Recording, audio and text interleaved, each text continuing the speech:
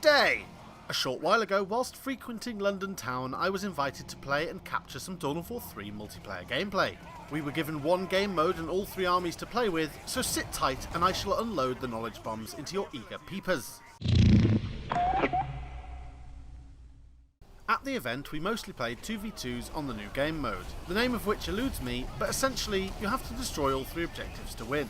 It plays very similarly to Dawn of War 1's skirmish with classic base building, although no turrets per se, and the objectives have to be destroyed in order, starting with a shield generator, followed by a large turret, and finally a power core.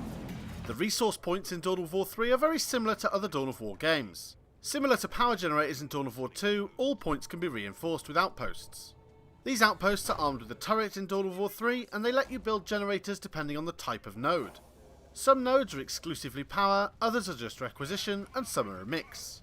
There is also a brand new type of resource called elite points.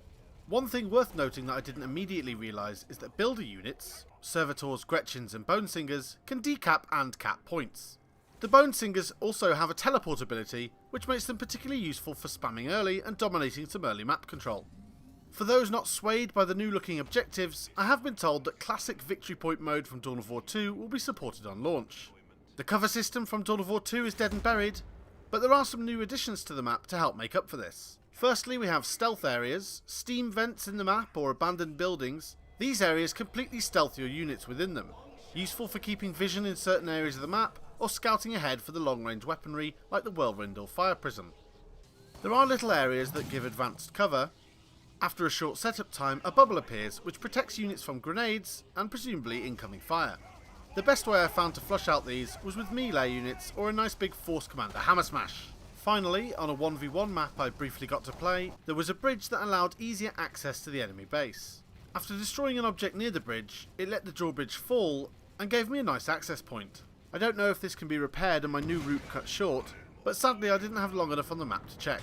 I will personally miss the cover system from Dawn of War 2, but giving the map more of an active role in the ways that I've seen in Dawn of War 3 so far give me a glimmer of hope that all is not lost.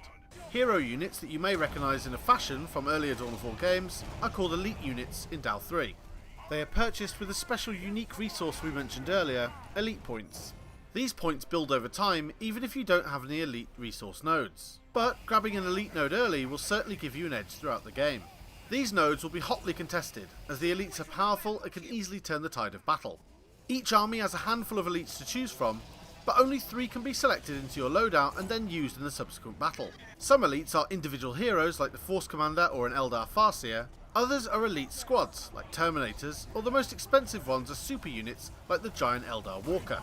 Once you have purchased an elite, you can redeploy it after it dies for free, after of course a short cooldown. This means that you can deploy cheaper elites early, quickly stacking your army with some powerful units. But if you don't use this advantage to finish your opponent quickly, they may pull out a super unit which will require a hell of a lot of your units to bring down. I really do like how the elites work, and aside from the individual unit balance, I think they add a really nice dynamic to the pre and during game strategy. This leads nicely into passives. Before a game begins, players select a loadout. This consists of 3 elites, each with their own passive, which activates when they are deployed, as well as 3 army passives which are always active. The passives range from buffing individual structures, giving certain units different moves, or by giving healing auras to outposts on resource nodes. I was told the build we were playing was pretty locked down, but there would be many more passives to unlock and utilise with the full release. Some of the most powerful passives only work when a specific elite is deployed. This further adds risk-reward to the usage of your elites. Each army also has a super spell, for the lack of a better word, which costs elite points to use, but gets more expensive each time you cast it. These are definitely aces in the hole, and something you could use at the vanguard of a push onto an objective, or as a last resort protective measure. That pretty much sums up everything that jumped out at me initially as either unique to Dawn of War 3, or at least initially was comparable to other games in the franchise. I was pleasantly surprised by how each army felt very different to the other. Space Marines felt very traditional, durable and straightforward, so let's start by talking about them. Space Marines felt most familiar, an armory for upgrades, barracks for advanced units, and a machine cult for vehicles. Teching up through the tiers occurs at the main base as you'd expect, and generally units you can field fit into every niche required. Tactical Marine squads for your meat and veg, scouts with or without sniper rifles for vision and map control, heavy gun crews for locking down areas, and assault marines with jump packs for disrupting the enemy lines. The elites are simply that, elite, with single unit heroes like the Force Commander and Librarian, or elite squads of Terminators and TAC Marines, and finally a super unit with a pair of giant miniguns and missile strikes, which will draw the fire from the entire enemy army and dish it back in kind. In terms of vehicles, I found the land speeders to be a little bit lackluster, but the dreadnoughts and predator tanks fit purpose very well. The whirlwinds are a nice addition to what I was used to with Space Marines, although they don't fire unless you use their ability, so it's important to keep them in the back of your mind when moving forward with your force. One unique aspect to the Space Marines is the drop pod mechanic. Once you are able to build a unit, you may build it and deploy it from a drop pod. This can be very effective, as you might expect, slamming a dreadnought into the middle of the enemy infantry squads whilst disrupting their fire can cause a right ruckus. Drop pods can also be equipped with gun turrets which slam into the ground and shoot at enemies in range until either they're destroyed or they've run out of ammo. For any new players to the franchise, or indeed RTS, I would definitely recommend Space Marines, and as I explain the Eldar and Orks, you'll probably see why. The Eldar are a particularly elusive race. Their builder units, as I said earlier, can teleport short distances, but their buildings can also do the same, relocating entire bases to avoid incoming forces, or to provide a pop-up army in an unexpected location. They also have webway gates, as in previous Dawn of War games, these giving you portals to send units from point to point across potentially the entire map. Anyone familiar with Eldar will see some memorable units, but alas, no Guardians. Instead, we've got Dire Avengers, although they do look pretty similar and basically fit the same purpose, to be thrown into the meat grinder. Dark Reapers are back, and they have a setup time and do some tasty damage.